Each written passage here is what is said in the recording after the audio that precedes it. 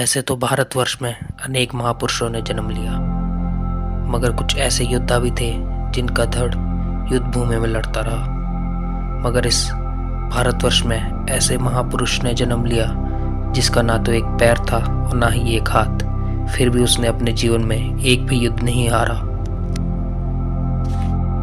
मेवाड़ की पवित्र धरा पर जन्म हुआ हिंदुत्व के संरक्षक महाराणा संग्राम सिंह का, जिन्हें हम आज राणा सांगा के नाम से भी जानते हैं। जय महाकाल, जय भवानी साथियों, स्वागत है आपका हिस्ट्री टेल्स के एपिसोड नंबर 1 में। इस समय दिल्ली पर राज था तथाकथित दिल्ली सल्तनत के आखिरी वंश लोधी वंश का।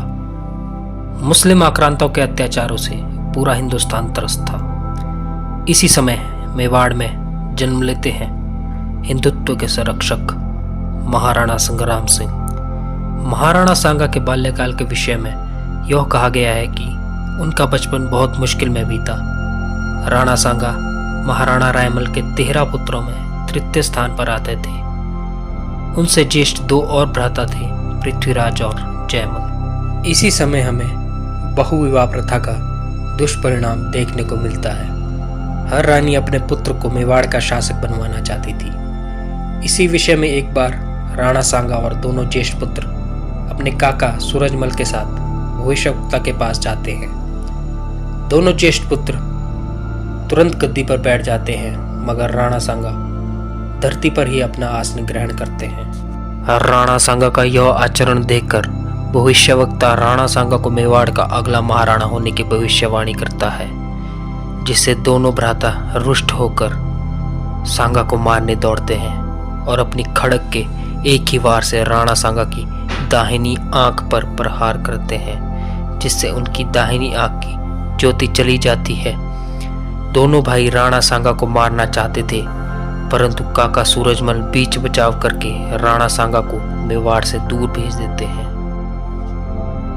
यह बात जब महाराणा रायमल को पता चलती है तो वह अपने दोनों ज्येष्ठ पुत्रों को मेवाड़ से निष्कासित कर लेते हैं। दूसरी तरफ राणा सांगा मेवाड़ से दूर साधारण चरवाहे का जीवन व्यतीत करने लगे।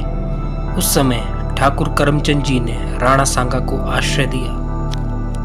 उधर जयमल की उसके मित्र द्वारा और पृथ्वीराज की उसके साले के द्वारा हत्या की जाती है। इस बात से महाराणा रायमल बहुत दुखी थे। अचानक उन्हें पता चलता है कि राणा सांगा अभी भी जीवित है। यह सुनकर महाराणा रायमल ने अपने सैनिकों को सांगा को ढूंढने भेज दिया। राणा सांगा को वापस मेवाड़ लाया गया और 24 मई 1509 को राणा सांगा को महाराणा बनाया गया। पर विचार करने योग्य यह बात है कि निर्भीक राणा सांगा अपने भाइयों से लड़े क्यों नहीं। जहां एक तरफ औरंगजेब अपने भाइयों के सिर काट लेता है और कुछ वामपंथी इतिहासकार उसे महान बताते हैं, वहीं दूसरी तरफ सांगा थे जिन्हें राज्य का कोई लोभ नहीं था और कई वर्षों तक एक साधारण चरवाहे का जीवन व्यतीत करते रहे। अब सांगा मेवाड़ के महाराणा बन चुके थे। उन्हें अब रोकना लगभग नामुमकिन था। उन्होंने राजपूतों को इकट्ठा किया और मुस्लिम शासकों के खिलाफ संघर्ष छेड़ दिया। अजमेर, ग्वालियर, सीपरी, रायसेन, कालपी, चंदेरी, बूंदी, गागरोन, रामपुरा और आबू के राव ने उनके ध्वज तले लड़ना स्वीकार किया। इस एपिसोड में हम सिर्फ राणा सांगा की गुजरात, मालवा व दिल्ली सल्तनत के साथ हुए बड़े युद्धों के विषय में जानेंगे। बाबर के साथ हुए संघर्ष को हम दूसरे एपिसोड में जानेंगे और यह भी जानेंगे कि क्यों यह कहा जाता है कि खानवा का युद्ध राणा सांगा हारे थे। दूसरे एपिसोड में हम इस विषय पर तथ्यों के साथ बात करेंगे और उन वामपंथी इतिहासकारों के प्रोपोगेंडा का भी पर्दाफाश करेंगे जिन्होंने बाबर को महान और राणा सांगा को एक असहाय और अयोग्य शासक बताया। फिलहाल राणा सांगा ने मालवा की ओर कूच कर दी। मेवाड़ की सेनाओं और मालवा और दिल्ली के सेनाओं के मध्य 18 बार मुठभेड़ हुई, जिसमें 2 बार दिल्ली के शासक इब्राहिम लोधी के साथ बकरौल और खतौली में हुई। खतौली के ही युद्ध में राणा सांगा ने अपना एक पांव और एक हाथ गंवा दिया था। मालवा का राजा एक कट्टर मुस्लिम था और प्रजा हिंदू। वहां महमूद खिलजी द्वितीय का शासन था। गागरोन के युद्ध में सांगा ने महमूद खिलजी को पूरी तरह रौंद डाला। इस युद्ध में मुस्लिम इतिहासकारों के अनुसार 30 बड़े सेनानायक व सशस्त्र सैनिकों का नरसंहार हिंदुओं ने किया। कहा यह जाता है कि इस युद्ध का सारा जुर्माना महमूद खिलजी से वसूल किया जाता है और 3 माह की कैद के बाद उसे जिंदा छोड़ देते हैं। यहाँ हमें राजपूतों की दया भाव का पता चलता है, परंतु यही दया भाव हिंदुस्तान के लिए कई बार अभिशाप बना, जिसे हमें स्वीकार करना चाहिए। अभी तक सांगा ने मालवा पर कब्जा कर लिया और अब सांगा की नज़र थी गुजरात पर। उस समय गुजरात का नवाब था मुजफ्फर खां, जिसे सांगा ने अपने दक्षिण अभियान में पहले ही पराजित कर लिया था। मुजफ्फर ने मुबारिज उल मुल्क नाम के राज्यपाल को ईडर में नियुक्त किया था। राणा सांगा ने 40,000 की सेना लेकर पहले ईडर का नाश किया और उस पर कब्जा कर दिया। फिर सांगा ने अहमदनगर का नाश किया और मुस्लिम सेना को काटा। इसका प्रमाण हमें वीर विनोद श्यामलदास खंड 1 पृष्ठ 359 में मिलता है। अब मुजफ्फर ने 1 लाख सेना व 100 हाथियों की सेना लेकर मलिक अयाज व इमादुल मुल्क नाम के सेनापतियों को मेवाड़ के विरुद्ध भेजा। मालवा का महमूद भी गुजरात सेना से आ मिला और मंदसौर के किले को घेर दिया। राणा सांगा भी 1 लाख की अधिक सेना लेकर नंदसा गांव आ पहुंचे। इस युद्ध में सांगा ने इतना उत्पात मचाया कि मुस्लिम सेनाओं में हड़कंप मच गया। राणा सांगा की विजय हुई और गुजरात भी सांगा के अधीन आ गया। सांगा का विजय अभियान यहीं नहीं रुका। सांगा ने अभेद रणथंबोर के दुर्ग को भी विजय कर उसका खोया वैभव पुनः लौटाया। इस युद्ध में किलेदार अली की मृत्यु हुई और यवन सेना हार गई। अतः सांगा के समय में मेवाड़ का राज्य उत्तर में बयाना के निकट पीलाखल से लेकर दक्षिण में मालवा और गुजरात, सिंध नदी तक पश्चिम में और पूर्व में अरावली के विस्तार तक फैला हुआ था।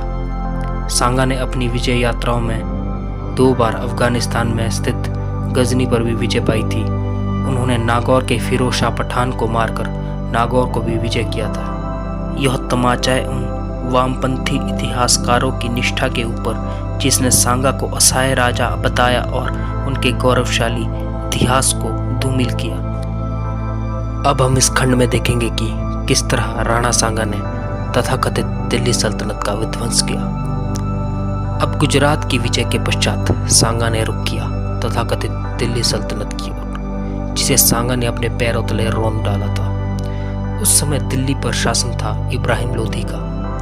अब राणा सांगा हिंदू राष्ट्र बनाने का मानस बना चुके थे। इस खंड में हम एक और झूठ का पर्दाफाश करेंगे जो अक्सर वामपंथी इतिहासकार राणा सांगा को बदनाम करने के लिए कहते रहते हैं। 1517 ईस्वी में खतौली नामक स्थान पर हुए युद्ध में लोधी की सेना का नरसंहार हुआ और उसके पुत्रों को बंदी बना लिया। खतौली के ही युद्ध में सांगा ने अपना एक हाथ खोया था और उनका पैर भी विकृत हो गया था। सांगा ने लोधी से भारी जुर्माना लिया और उसके पुत्र को छोड़ दिया। एक बार फिर 1518 ईस्वी में लोधी ने धौलपुर के निकट बकरौल में सांगा पर पुनः आक्रमण किया। इस बार लोधी बड़ी सेना लेकर आया था, किंतु फिर भी वो सांगा को हरा नहीं पाया। राजपूतों ने उसकी 30,000 पैदल सेना व 300 हाथियों को समाप्त कर लिया। इस युद्ध के बाद लोधी सांगा से इतना डर गया था कि फिर कभी भी सांगा के ऊपर हमला नहीं किया। R.C. मजूमदार भी सांगा के विषय में यह लिखते हैं कि दिल्ली के सिंहासन के रूप में अब सभी महाराणा सांगा की ओर देखने लगे थे। अब राणा सांगा के बारे में एक और झूठ प्रसार किया जाता है कि राणा सांगा ने बाबर को पत्र लिखकर उसे लोधी पर हमला करने के लिए बुलाया। यह बहुत ही हास्यप्रद है। जिस सांगा ने इब्राहिम लोधी को 2 बार हराया, वो क्यों बाबर को पत्र लिखकर उस पर आक्रमण करने के लिए कहेगा। R.C. मजूमदार इस विषय में लिखते हैं कि वास्तव में वह पत्र गुजरात के मुजफ्फर शाह ने सांगा को पराजित करने हेतु बाबर को लिखा। वहीं वंश भास्कर में सूरज में लिखते हैं कि यह पत्र मुल्तान के दौलत खां द्वारा लिखा गया था, जो कि दिल्ली के सुल्तान इब्राहिम लोदी का ही चाचा था, ताकि वह दिल्ली की सत्ता हासिल कर सके। जो भी हो, यह तो निश्चित है कि सांगा ने बाबर को कोई पत्र नहीं लिखा था। यह तो बस एक झूठ था जो राणा सांगा को बदनाम करने के लिए वामपंथी इतिहासकारों द्वारा इस्तेमाल किया गया था, ताकि उनका इतिहास धूमिल किया जाए। अब हम इस वीडियो को यहीं विराम देते हैं। अगर आपको मेरा यह प्रयास अच्छा लगा हो तो शेयर ज़रूर करें, और आप राणा सांगा के बारे में क्या सोचते हैं कमेंट में ज़रूर बताएं। अगर आप राणा सांगा और बाबर के मध्य हुए संघर्ष पर जल्द वीडियो चाहते हैं तो प्लीज़ लाइक करें। धन्यवाद। जय श्री राम।